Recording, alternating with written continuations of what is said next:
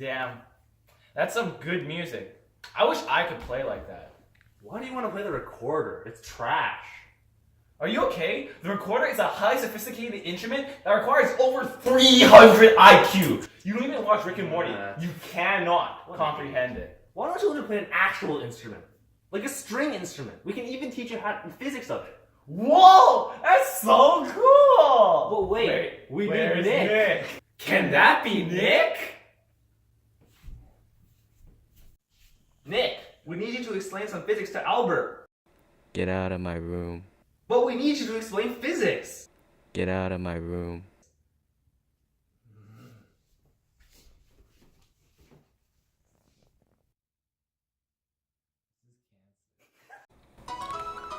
Sound travels through a medium as a wave. In any wave, there are four important parts. There's the trough, there's the crest, the wavelength, and the amplitude. Music and sound by extension can be described with two characteristics, loudness and pitch. Loudness is actually a measure of the intensity of the sound, the energy transmitted per unit area. It is a measure of power per unit area, and the unit is watts per meters squared. Loudness is generally measured in decibels, a logarithmic scale similar to pH, where the intensity in bells is of the sound level is equal to 10 times the log of intensity divided by the reference intensity. Pitch, by contrast, is the frequency of the sound. The higher the frequency, the higher the pitch. The lower the frequency, the lower the pitch. Standing waves, also known as stationary waves, are defined as a vibrational pattern created within a medium when the vibrational frequency of the source causes reflected waves from one end of the medium to interfere with incident waves from the source.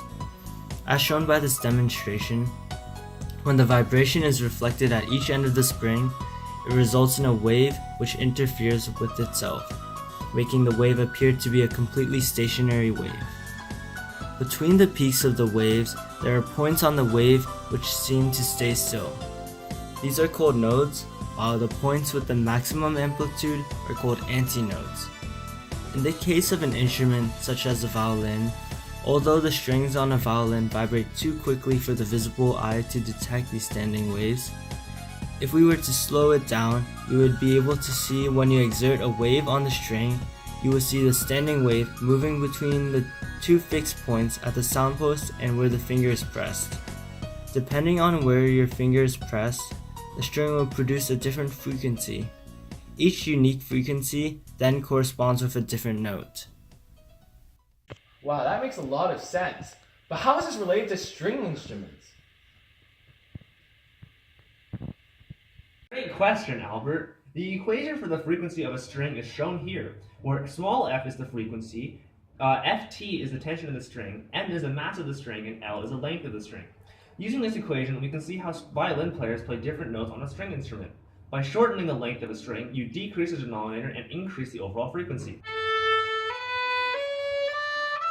Consequently, this is also how vibrato works. By moving his finger back and forth, Nick decreases and increases the length of the string, creating that vibrato. Oh my god. On the other hand, when you increase the mass of the string, you decrease the numerator and lower the frequency.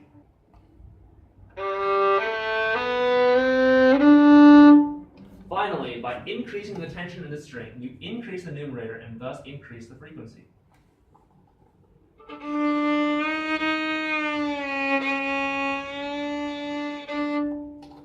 Now, most string instruments will be very quiet if they rely only on the vibration of the string. To amplify the sound of the string, the body of the violin vibrates, conveying the energy to the air, creating the sound. Technically, this does not amplify sound, rather makes the conversion of the string vibration to sound energy more efficient. In order to convey this vibration to the body, the string transfers its vibration to the bridge. Most string instruments use the bow to achieve a constant vibration on the string. To increase the vibration level, violin players add rosin to the bow. Once the body of the violin vibrates, the F-poles connect the inside of the body to the air. This allows the vibration to be transmitted more effectively into the air as sound. The locations of the F-poles on either side of the bridge also makes the bridge more effective, since the holes surround the bridge. The wood the bridge is connected to is more loose, thus making the sound louder. I hope that answered your question, Albert. How do humans listen anyway? You know, I think we should consult a certified biology expert, like Dr. Phil. Dr. Phil, Philip Marsh, the Emmy Award-winning host of the Dr. Phil Show and chair and professor of Japanese-seminated media animation styles at the prestigious Conestoga College. His research interests include cancer. He conducts extensive study and has authored over 420 publications on how, in the absence of the normal force, objects levitate. Truly an inspiration for us all. Now, the human ear is composed of three parts. The outer ear, which is composed of the auricle, all the way to the eardrum. The middle ear, which consists of the three bones of the ear, the malleus, incus, and stapes, also known as the hammer, anvil, and stirrup, due to their respective shapes. And finally, the inner ear, which is composed of the cochlea, which is just a snail shell looking like apparatus.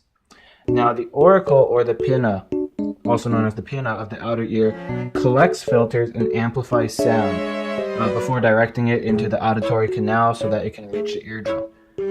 The sound waves from the displaced air cause the eardrum to vibrate, which in turn causes the middle ear, the three bones, to vibrate as well.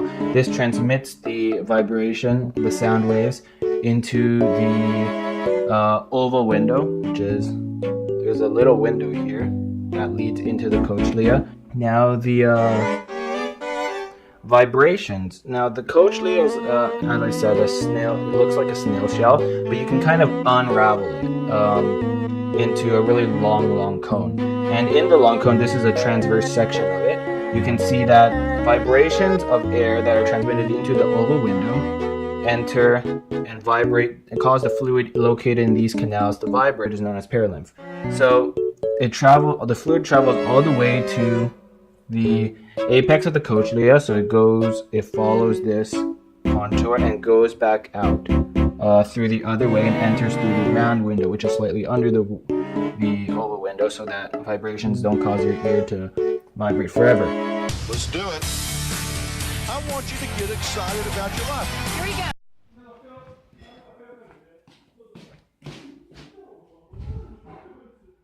I watch anime. You know, I think I learned a lot from this lesson. So, you gonna try to play a string instrument now? Oh, hell yeah, my dude. I know totally how to play a cello. Boy, it's still trash! I think it's pretty good.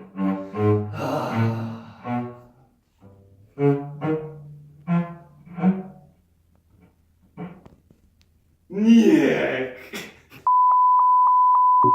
Excuse me? This recorder is a highly sensitive.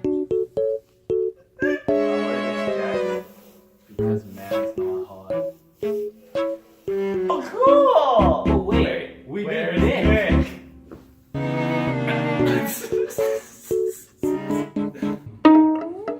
Yo, I didn't know you were such a good cello player, man.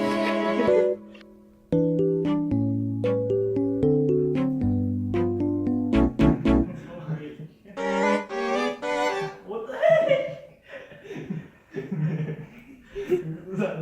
heck? Like Dr. Phil. I want to die.